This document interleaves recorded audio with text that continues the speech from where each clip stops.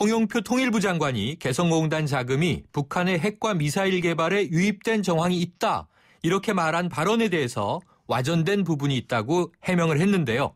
자, 앞으로 개성공단 재개 가능성과 남북 관계에 대해서 홍현익 세종연구소 수석 연구위원과 잠시 후에 이야기 나눠보겠고요. 지난 6일 대만에서 발생한 지진으로 인한 사망자 수가 100명을 넘어섰습니다. 현재 상황은 어떤지 글로벌 정면 승부에서 대만 현지 연결해 보겠습니다. 오늘 문자는 프로그램 들으시면서 생각나는 의견 자유롭게 보내주시고요. 문자 서비스 샵 0945입니다. 짧은 문자 50원, 긴 문자 100원에 정보 이용료가 있습니다. 정면 인터뷰 홍현익 세종연구소 수석 연구위원 함께하겠습니다. 박사님 안녕하십니까? 네, 안녕하십니까? 네, 이 홍영표 통일부 장관의 발언 논란이 되고 있는데요. 개성공단에서 벌어들인 달러 임금의 70%가 노동당 서기실 39호로 유입되고 있다. 북한 핵과 미사일과 같은 대량 살상 무기에 쓰이고 있다. 이런 발언이었죠. 그런데 네. 오늘 와전됐다라고 해명했습니다. 어떻게 보셨어요? 네, 국회에서 정세균 의원의 질문에 대해서 그런 증거가 있다면 내놔야지. 이 중요한 결정을 할 때 그 관련 근거로서 자리 잡고 있는 그러한 중요한 문서를 왜 안 보여주느냐 제시해봐라 이러니까 네. 통일부 장관이 KBS 프로그램이죠. 거기 출연해서 한 네. 얘기가 사실은 와전된 것 같다. 개성공단 임금이 이게 핵무기나 미사일 발사에 투여됐다라고 확정적으로 얘기한 적은 없다. 네. 그렇게 추정한 것이라고 얘기했는데 그것이 확실한 증거를 갖고 있다는 얘기로 와전된 것이다. 이렇게 이제 해명을 했는데요.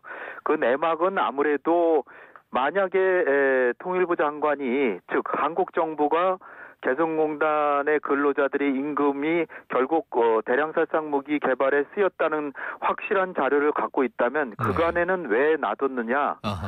이런 책임 문제가 있잖아요. 특히 2013년에 유엔 안보리 결의안에서 벌크 캐시라 그래서 네. 대량살상 무기 개발과 관련한 대량의 현금이 북한에 유입되는 걸 차단한다 이런 결의가 있었기 네. 때문에 자칫하면 북한의 대량살상 무기로 가장 피해를 받는 직접 당사자라고 볼 수 있는 대한민국이 그런 북한의 핵 개발에 들어가는 자금이 우리의 행위로 인해서 들어가고 있는데 그걸 방관했다 이런 국제사회의 비난이 있을 수 있기 때문에 네. 일단은 사실 여부를 떠나서 이쯤에서 논란을 좀 접는 게 좋지 않을까. 네. 자꾸 얘기해봐야 우리 대한민국 정부의 신뢰에 손상이 갈 수도 있는 이런 상황이라고 이제 보입니다. 네, 그렇군요. 자, 이게 참 장관도 곤혹스러울 것 같고요. 여러 가지로 부담스러운 일들이 터졌는데, 자, 그런데요, 박사님, 지난 2013년에도 아까 잠깐 언급하신 대로 개성공단이 문을 닫은 적이 있었잖아요. 네. 그럼 이번 폐쇄와 그 당시의 상황 좀 어떻게 다르다고 분석해 주실 수 있나요? 2013년에는 북한이 2012년 12월에 장거리 미사일 발사에서 유엔 안보리가 이제 대북 제재 결의안을 내놨고요. 북한은 장거리 미사일 발사 실험 성공했다고 막 잔치 분위기였습니다. 네. 그런데 이제 유엔에서 이제 제재를 하니까 잔치 분위기가 팍 식었죠. 그러면서 왜 우리는 그런 거 쏘면 안 되냐 인공위성인데 그러면서 2013년 2월 12일 날 핵실험을 했거든요. 3차 핵실험이죠.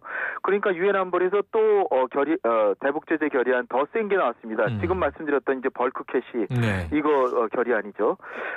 그렇게 되니까 북한은 여기에 또 반발해서 한반도 정전협정 무효다 이러면서 개성공단에 대해서도 한국이 이런 제재를 주도했다 이러면서 개성공단에 5만 3천 명 북한 근로자를 다 철수시켜버렸어요. 일방적인 조치를 해버렸죠.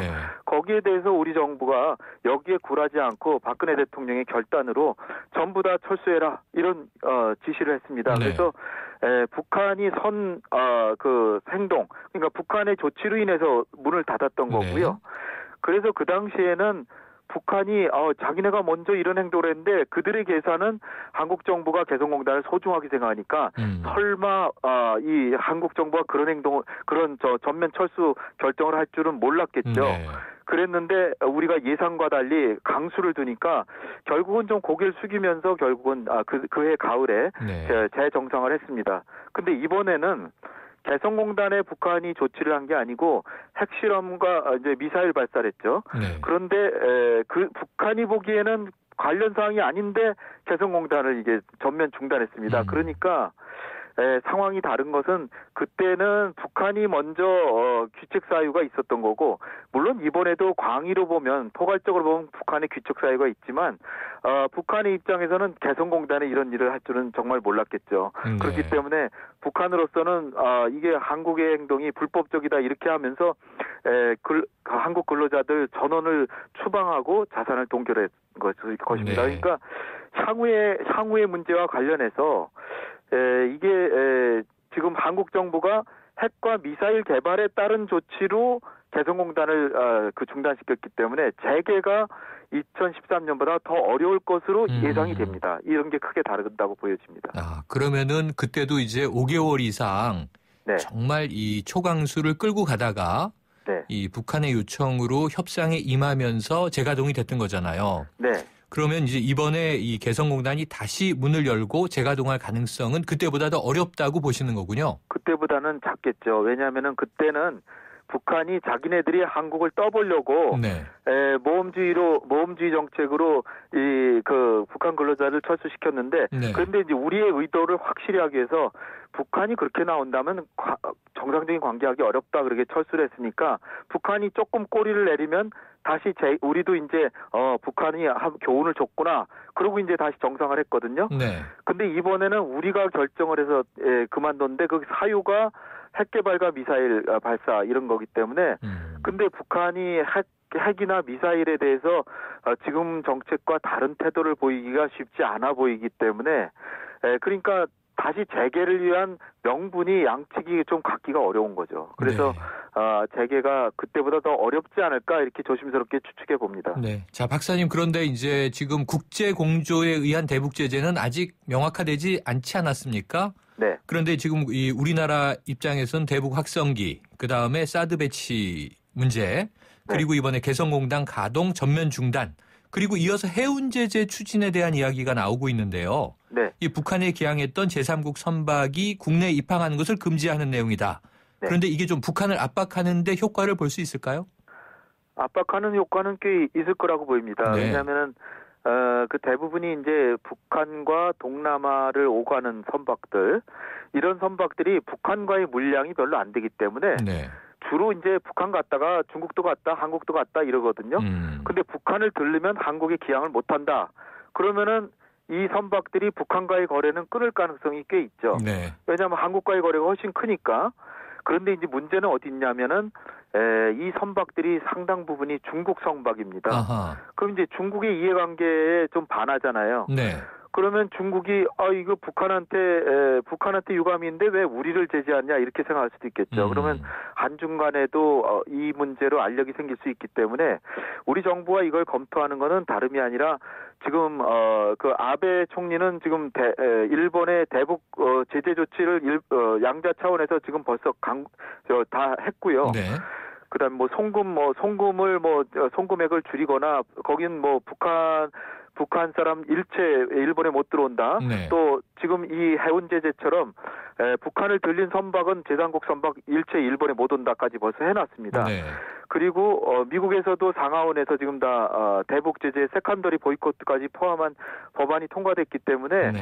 우리 우리 정부로서도 북핵 문제의 당사자이고 제일 피해를 많이 본 나라로서 뭔가 우리도 양자 차원에서 해야 되겠다. 그래서 이 검토를 하고 있는데요. 네.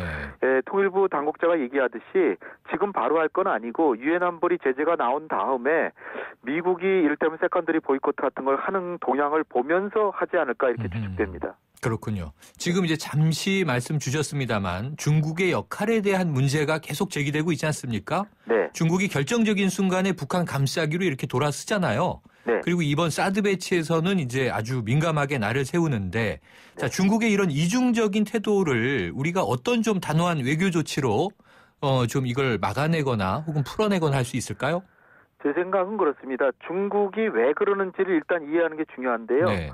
우리가 섭섭한 거는 우리 대통령께서 그 막루 외교라 그래서 전승절 기념일 행사도 미국의 우방국 원수로는 유일하게 참석하시는 정도로 중국을 배려한 그런 정책을 해와서 그랬었죠. 이 양국 간의 신뢰관계가 돈독히 쌓였다는 거죠.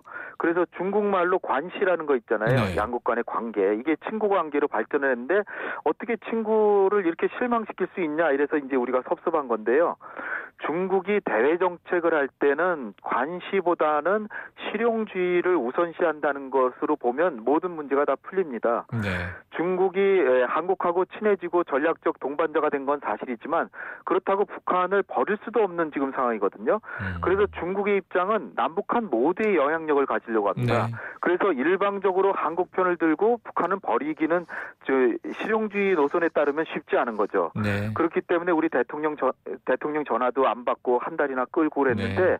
그 전화 안 받은 것도 우리 대통령과 시진핑 주석이 통화하면서 우리 대통령의 그 어떤 요청을 받아들이기 어려우니까 네. 전화 통화에서 오히려 한중 관계가 더 안 좋아질 것 같으니까 안 받았다 이렇게 해석이 되거든요. 알겠습니다. 그런 걸 보면은 우리가 결국 사드 배치를 한다면 국가안보 문제로 이건 반드시 네. 배치를 해야 되겠다고 한다면 우리도 미사일 방어 우리도 구축을 하고 있기 때문에 미사일 방어 한국형 미사일 방어가 완성이 되면 사드 배치는 그때는 이제 재고를 한다든지 뭐 네. 그때는 철수를 고려하겠다.